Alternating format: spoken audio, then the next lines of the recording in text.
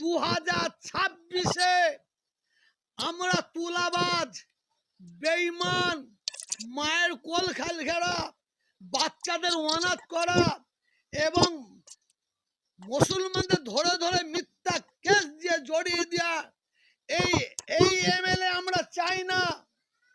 এই এমএলএ আমরা চাই না। আমরা বাংলায় 2026-এ ওই এমএলএ চাই যে এমএলএর মন মানসিকতা হিন্দু হবে, যে এমএলএর মন মানসিকতা মুসলমান হবে। তাদের আমরা চাই না। আমরা চাই যাদের মন মানসিকতা মানুষ হবে, যাদের মধ্যে হিন্দু মুসলমান থাকবে না। আমরা এই ধরনের আমরা এমএলএ চাই। ওই তুলাবাজ এমএলএ চাই না। যারা বোম বাঁধে, বোম বাঁধায়, ওইসব এমএলএকে আমরা চাই না। যারা খুন করে, মার্ডার করে, মার্ডার করায়, খুন করায়, ওইসব এমএলএকে আমরা চাই না। শওকত মোল্লার খবর নেন, জানতে পারবেন ক্যানিং এলাকায়, ভাঙড় এলাকায় ওই হারাম যারা শয়তান, ওই বেঈমান কত গরিব মানুষের জমি জোর করে লিখিয়ে নিয়েছে। ও যে বলছে ক্যাপে, বলছে আমার ছেলে আছে, আর সব আছে, যারা আছে ওরা আমার ছেলের মতন। তো ছেলের মতন তো হবেই, হবেই তো। তো শওকত মোল্লা ওই ক্যাপে যারা ক্যাপ চালাচ্ছে তারাও আমার কাছে কি বলে গেছে, এ খবরটা তোমার ক্যানিংয়ে দিয়ে আসবো। রাজনীতির জন্য আমি মাঠের ময়দানে দাঁড়াবো না। শোনেন, আমি বাস্তব কথাটা বলছি, আপনারা দেবেন কিনা জানি না।